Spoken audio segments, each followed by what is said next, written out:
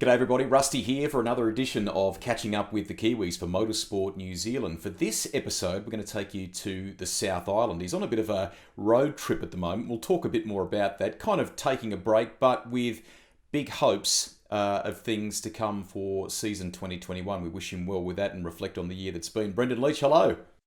Hey, thanks for having me. It's awesome to catch up with you. We'll reflect on that awesome combi in a moment. There'll be lots of Motorsport New Zealand license holders that want to have a bit of a look at that. Firstly, a great chance to do some stuff in Europe this year, and a bit like everybody, plans were curtailed, weren't they? Yeah, it was really unfortunate. 2 weeks prior to lockdown, I had a deal together with Lamborghini to race in the 24-hour series in Europe. So it was very exciting, a big move for me, and yeah, how quickly it turned. As soon as lockdown happened, it all just sort of fell over, and we sort of took a step back and tried to reset. But yeah. So what a crazy year it's been. But hey, at the end of the day, I'm not the only one that's in that position. So it's hey, at least we're in a great part of the world at the moment, and couldn't be safer, really, could we? Exactly right. Is there a chance that you could, looking ahead to next year, depending upon what the world looks like, resuscitate that program? Yeah, I think so. There's definitely an opportunity there for that. Obviously, the world pending. Yeah. Um, so it's really just a matter of wait and see, and see what happens with the world and everybody's position, and then sort of make a move from there.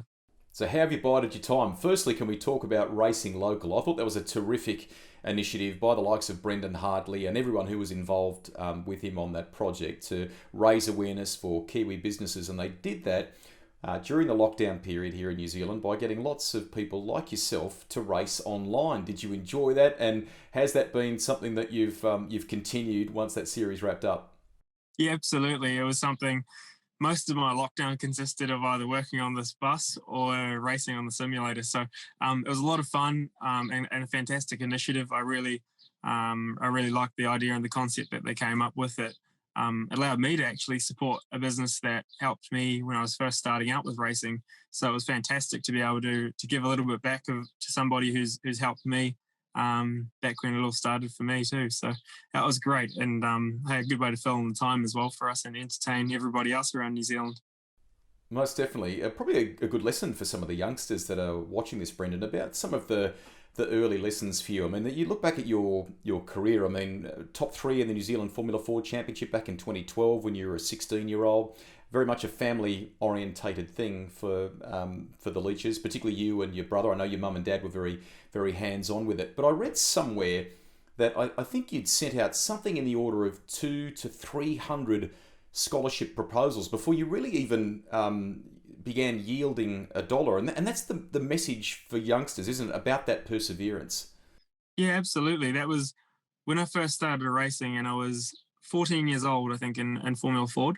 And after school each day, I would fill my backpack up with proposals and bike into town and just go door knocking on all the businesses. And yeah, I handed out close to 300 proposals before I got a cent. So um, yeah, it's all about perseverance and just sticking to it. And that's really the biggest thing I look back on and say, well, if I hadn't tried so hard when I started, I don't think I would be where I am today. That's for sure. Uh, Resilience, I know, mate, is a buzzword, but it does teach you that, doesn't it? Absolutely. Yeah, you did right. Yeah, it's definitely not easy, but hey, once you get going with it and you get a bit of momentum, that momentum definitely carries on through. As I said before, racing's in the family. Having your mum and dad so hands-on and involved, particularly in those early years for you, and then even battling and learning from your brother, they're great life moments, aren't they? Oh, absolutely. Yeah. Every step of the way, mum and dad have been there. Mum, whether it be catering for a team to help fund it and help cover a little bit of the costs of the racing, and making our famous muffins all around New Zealand. I'm sure many people will have a laugh listening to that.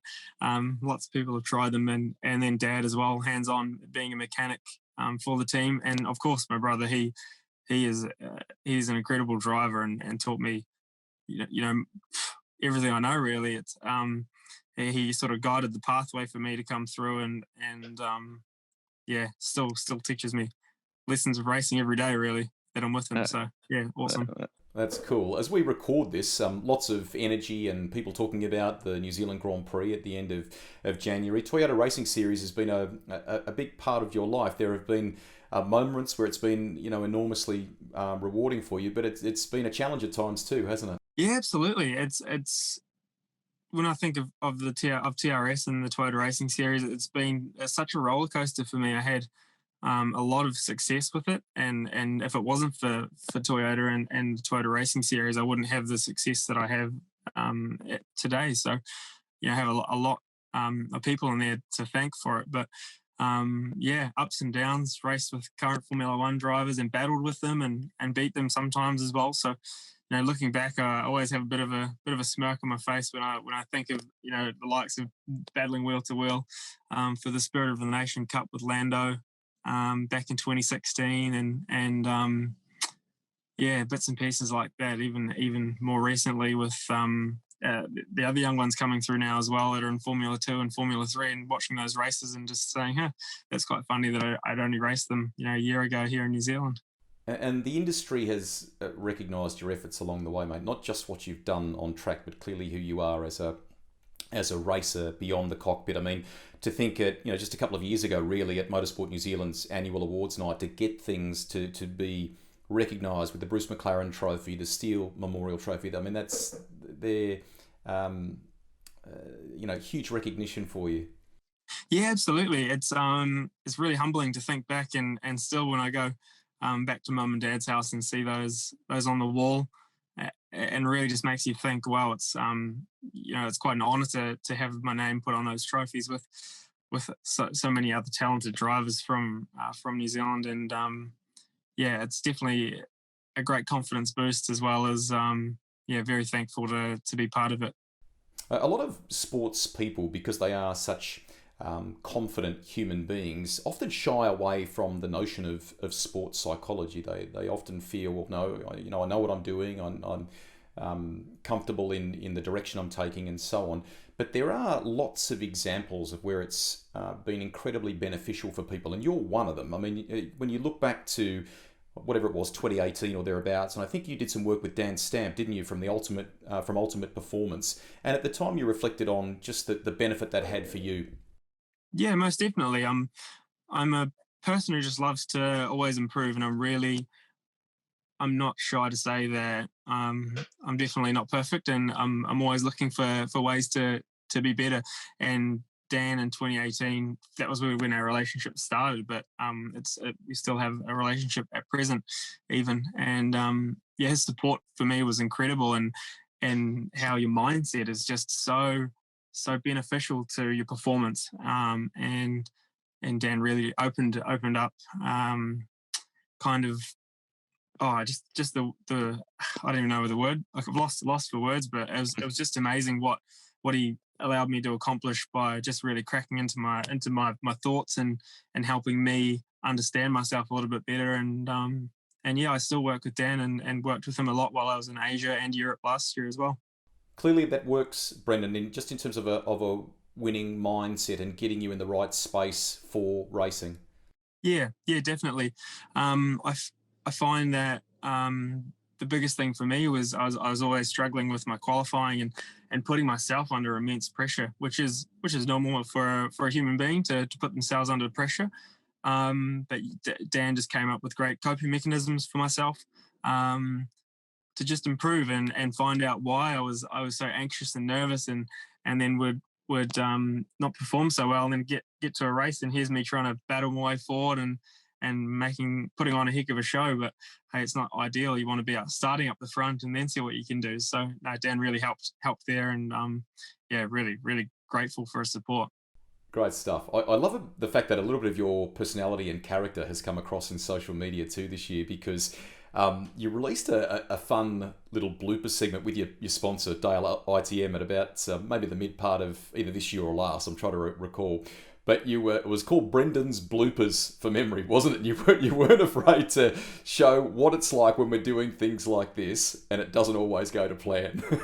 Absolutely. Like, I always watched a lot of videos when I was younger of drivers and athletes in general taking having like little movie clips, and they're always so good. And then I don't think that's quite right. It's, as you know, it takes so many times to crack it, especially when you're starting out. So I found it hilarious that, you know, you can just have a bit of fun with it, and then hey, it all just comes naturally at some point, doesn't it, when it's meant to be. So it's great that people get to see that side of it as well. And at the end of the day, we're all here to have fun, aren't we? So exactly, mate. The last few sort of discussion points that we've had here, from mindset to, you know, media, and even you could add to that physical preparation, fitness, and so on. I mean, we're talking about the Elite Academy on the Motorsport New Zealand website at the moment, looking ahead to 2021. You're another of the guests that we've interviewed in this series that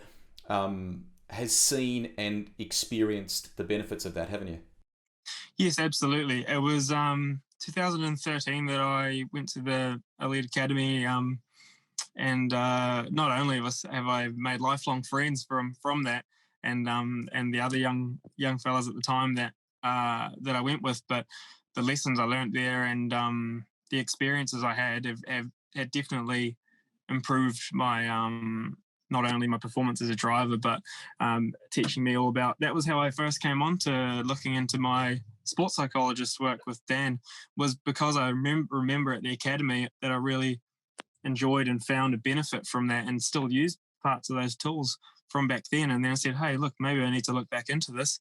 And that's how it started with Dan. So yeah, it was fantastic to be involved in the academy, and it's great for New Zealand motorsport and the young and up and comers, really. Perfect analogy there too, because it's all about tools in the toolbox as a racer, and that goes beyond what you do behind the wheel. Can I just talk about in the relative recent past in your career, there's been a strong focus on GT racing. You touched on Asia there a moment ago when we were talking about it. You and I were at Highlands not all that long ago for the New Zealand Endurance Champs. You got a fourth there in the Audi with Christina. I mean, you've settled into that style of racing very well. You clearly enjoy it, don't you? Yeah, I do. There's such an awesome car for a car that is based off a road car and then sort of transformed by the manufacturer into this absolute beast of a thing. But it's yet still so close. It just fascinates me, all the technology that goes on behind the scenes in those cars, and how technical they are and difficult to drive they can be. But yet they're actually, there's not too much to them, really. They're a fascinating car to drive, much like a single seater, with a little hint of touring car in there as well. So a lot of fun, and yeah, I really enjoyed getting behind the wheel of the Audi this year. It wasn't quite as quick as some of those other cars, but I didn't let that show. I just wanted to go out there and just drive the car as fast as I possibly could all the time and get the most out of it, and just really see where I could end up at the end. And it was a bit of a game that I played with myself. I was like, oh, I wonder how fast I can go on the stint, or I wonder how quick I can keep my pace throughout the stint, and just testing myself along the way too. Super job, and great that you were able to get behind the wheel in what had been a year of interruptions to international plans for you, and still do some great stuff here locally. I think your story, as we wrap this up, is one of perseverance and sacrifice. There's still a lot you want to achieve and have dreams of achieving, but when you look at kind of the humble beginnings from Invercargill as a youngster with family, as we've touched on, that's probably the big advice for the next generation coming through, is perseverance. Most definitely. It's if you love it enough, you'll try as hard as you physically can and make it possible. It's definitely not easy to get going, and like any sport, really. So it's just to stick at it. Just the old saying, isn't it? Just stick at it, and as long as you keep trying and don't give up, it'll all come together eventually. Great work. Righto. Let's. Lots of people love their cars here at Motorsport New Zealand. All the license holders and officials and people that do a wonderful job to keep the show going around. We want to see what you worked on in terms of a resto, and what you've been touring around in. So come on, show us and tell us a bit about this beautiful, cool toy. So on holiday at the moment, it's made it all the way from Invercargill to Nelson so far. So we'll see how far up the country we can get. But beautiful 1973 Volkswagen Combi camper van. It was my first ever paint job as well, so it's a little bit. You don't want to look too close, really, but from a distance, it looks pretty good, I think. So great work. Great work. Well, from all of us here, have a safe and Merry Christmas. Enjoy your travels. Thank you very much for talking to us, Brendon, and we sincerely hope that 2021 you're back behind the wheel internationally somewhere and doing great things for New Zealand. All the best. Thank you so much, Greg. There he is, Brendon. It's great to chat with him. There he is, Brendon Leitch, another of our guests on Catching Up with the Kiwis. Don't forget, for all the latest news and information about what's happening near you as far as race meetings are concerned on the North or South Island, rallies and a whole lot more, go to the Motorsport New Zealand website. That's motorsport.org.nz.